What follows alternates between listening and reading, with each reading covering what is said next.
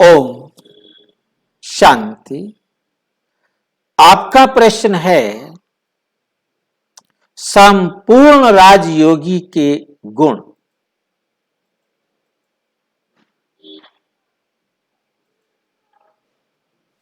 संपूर्ण जो राजयोगी होगा उसको 4 अवस्थाओं में से पार होना होता है। पहली उसकी अवस्था होती है जब वो ज्ञान लेता है, नया नया ज्ञान उसको बहुत अच्छा लगता है, उसे ज्ञान योगी कहा जाता है, क्योंकि उसका योग अब ज्ञान के साथ है।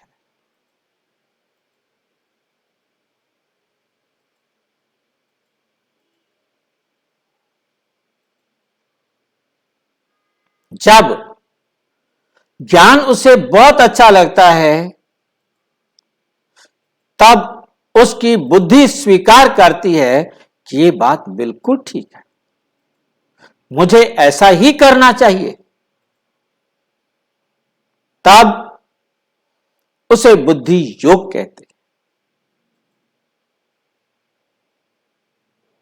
ज्ञान की तीसरी स्टेज आती है, बुद्धि ने स्वीकार कर लिया कि ये बिल्कुल राइट है, इसको मुझे करना है। तब उसने अपने जीवन में उसे प्रैक्टिकल करना शुरू किया, तो वो परमात्मा की श्री मत पर कर्म होने लगा, तो उसे कहा जाता है कर्म योग।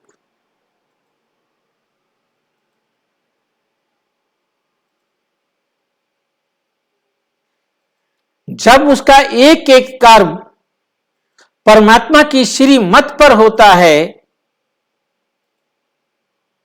तो अपनी कर्म इंद्रियों का राजा होता है। तब उसे कहा जाता है राजयोगी।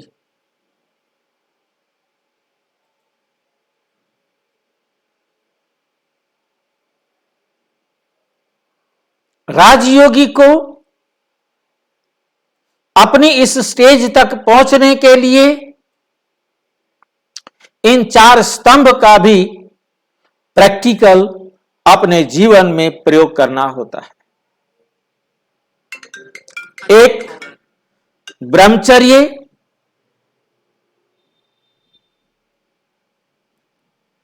पवित्रता नहीं है।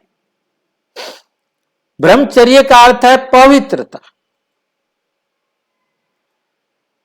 पवित्रता नहीं है तो वे कभी भी पवित्र गुणों को अपने जीवन में धारण नहीं कर सकता, ईश्वरीय ज्ञान को अपने जीवन में धारण नहीं कर सकता, वो सत्य के मार्ग पर नहीं चल सकता,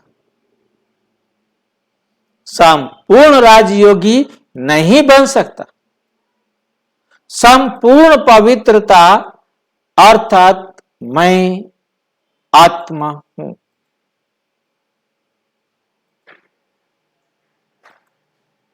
बस देह और देह के संबंध का जरा भी आकर्षण ना हो,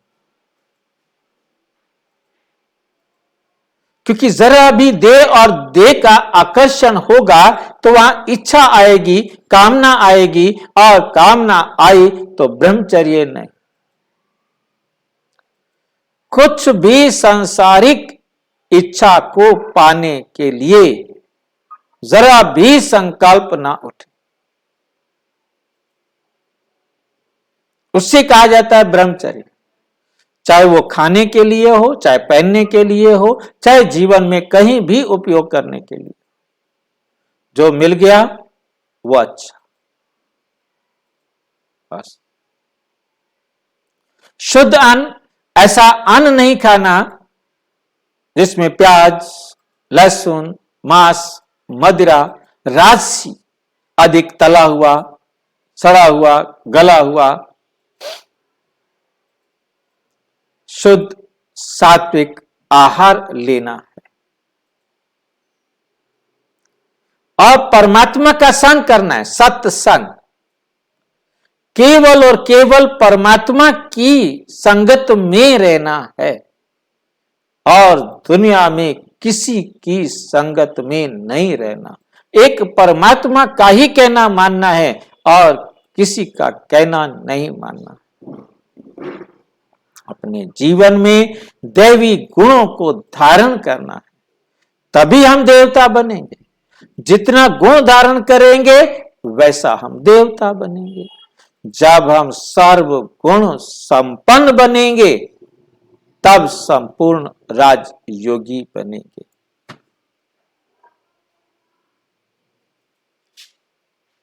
अब कोई भी गुणों की गिनती करने की जरूरत नहीं है।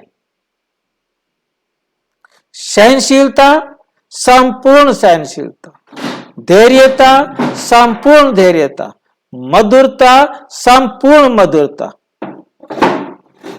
जरा भी उस गुण में कमी नहीं। ये बात हमें बहुत बहुत अच्छी तरह से समझ लेना है। संपूर्ण राजयोगी के गुण अर्थात जरा भी कोई अवगुण ना हो, कोई बुराई ना हो, किसी प्रकार की कोई कमी ना हो, तब वो संपूर्ण है।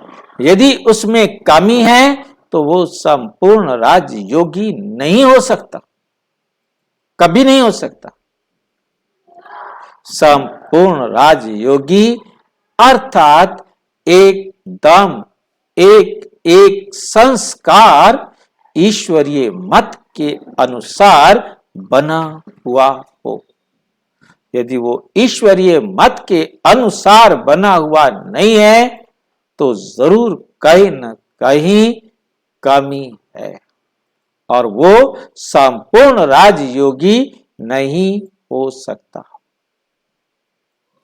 संपूर्ण राजयोगी अर्थात हर परिस्थिति में अचल अडोल,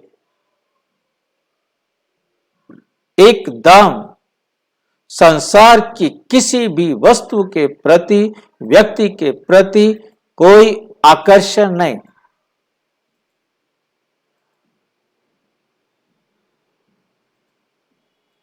न्यारा और प्यारा, बेहद का न्यारा बनने पर ही वो बेहद का प्यारा बन सकता है, तभी वो संपूर्ण राजयोगी बनता है।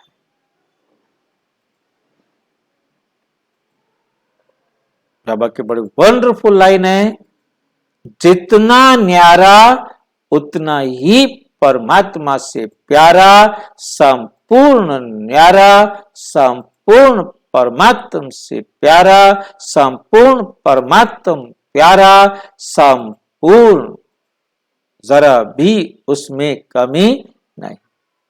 वो कहलाएगा संपूर्ण राजयोगी।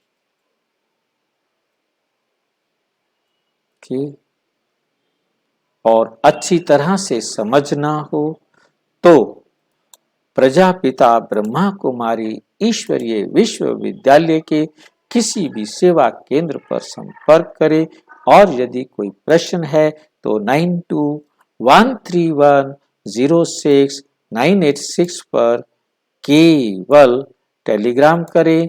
9650692270 पर केवल व्हाट्सएप करें, फोन नहीं। ओम शांति।